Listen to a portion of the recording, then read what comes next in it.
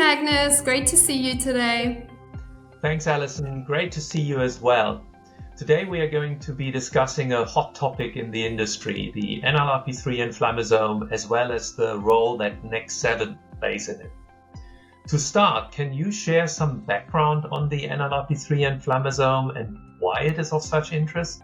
Sure.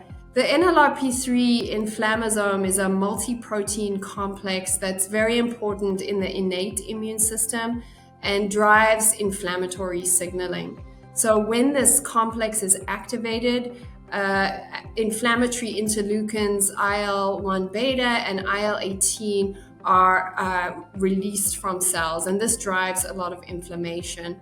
So the reason why there's a lot of excitement about this pathway at the moment is because the NLRP3 inflammasome is implicated in a number of inflammatory disorders.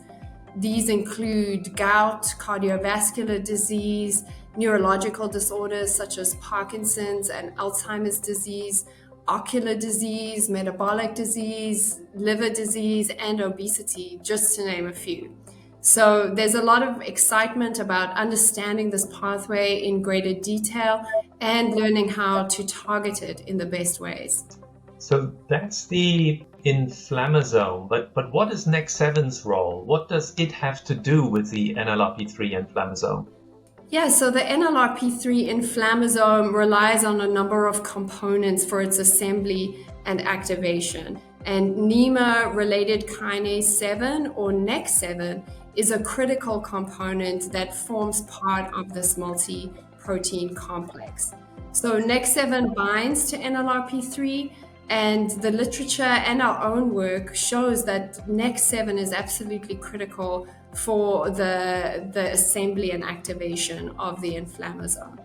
So there's still a lot of debate about how exactly NLRP3 is activated, but we think that it resides in a multimeric cage structure, and when NEK7 binding occurs, that allows for the opening up of the cage into this rosette-shaped inflammasome complex.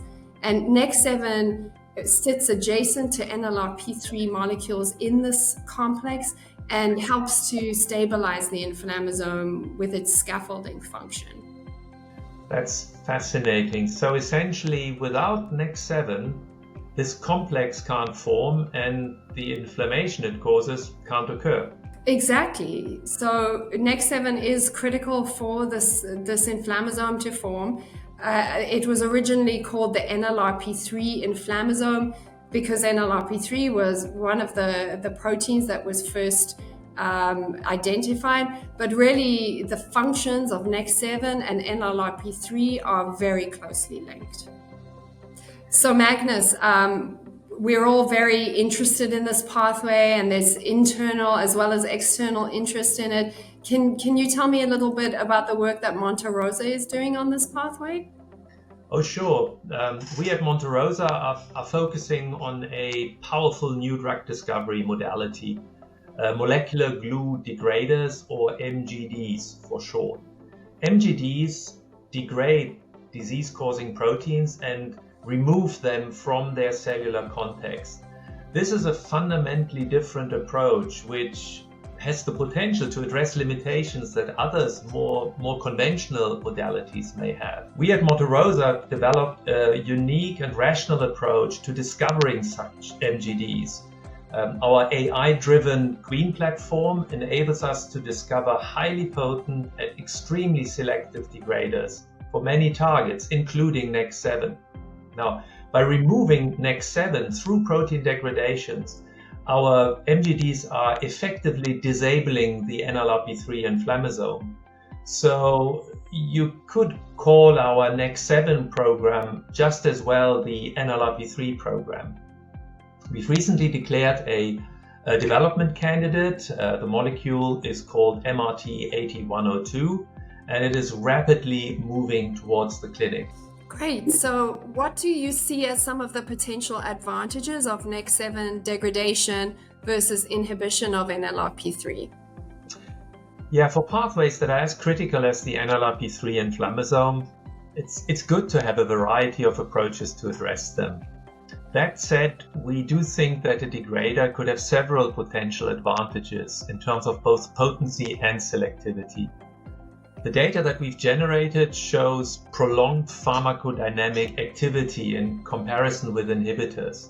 And we think that this may be because of the catalytic activity that degraders have. So one degrader molecule can degrade several molecules of NEK7 and remove the protein completely. And once a protein is gone, it's gone. To come back, it must be resynthesized, and that takes time and adds to the duration of our compounds. And so far, our data supports this hypothesis. Our preclinical model data shows that we are potently degrading NEK7.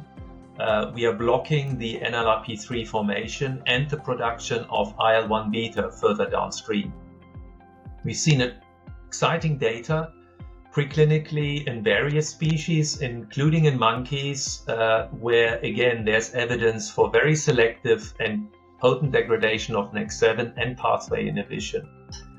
And as a side note, we've also been able to demonstrate recently for our development candidate, MRT-8102, that it can cross the blood-brain barrier. Which is exciting because that means that it could have applicability in difficult to treat neurological conditions such as Alzheimer's or Parkinson's disease. That sounds potentially game-changing. It's going to be very exciting to track MRT-8102 as it progresses through IND-enabling studies and towards the clinic. So I look forward to that. Thanks, Magnus. This has been a great conversation. Thank you, and great to see you.